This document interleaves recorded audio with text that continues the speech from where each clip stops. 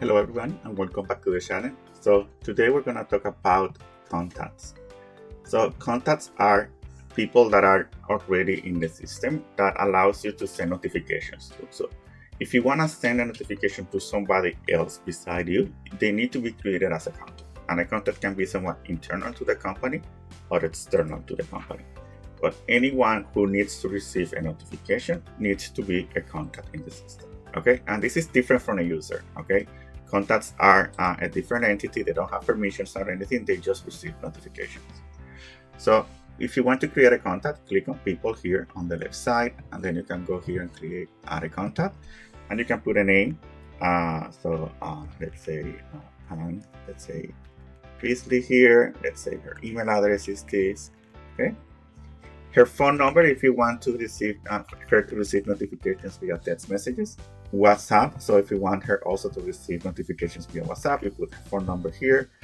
Job title, contact number, anything that you need there. For now I'm gonna say she's an employee and I want her to receive notifications, of course. And now I'm just gonna click create and that contact will be created. Okay, so if I search for Pam is here. Okay, I can see her contact information here. But if I want to see her full record, I can just click here on full record and I can see all the information here. So I can see all of her details that I just entered.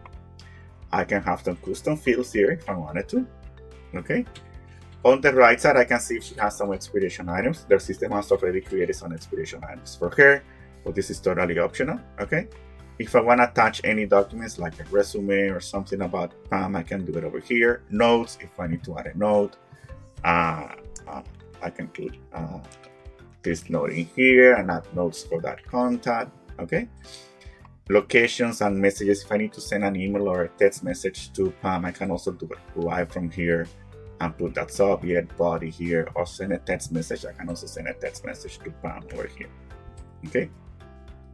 So that's the main thing about contacts. Contacts are specific people that will send notifications to. Okay. And you can create, and when you create an expiration item or edit an expiration item, one of the things that you will notice is that that expiration item has a section for contacts. So anyone in the contact section for an expiration item will receive notifications about it. And if you create an expiration within the contact profile for Pam here, so if I create an expiration over here, the system automatically will assign that expiration item to Pam, meaning she will get notifications automatically for this specific expiration item when that expiration date starts becoming due. So everything is attached together, everything is related together, and that's why contacts is a very important part of Expiration Reminder.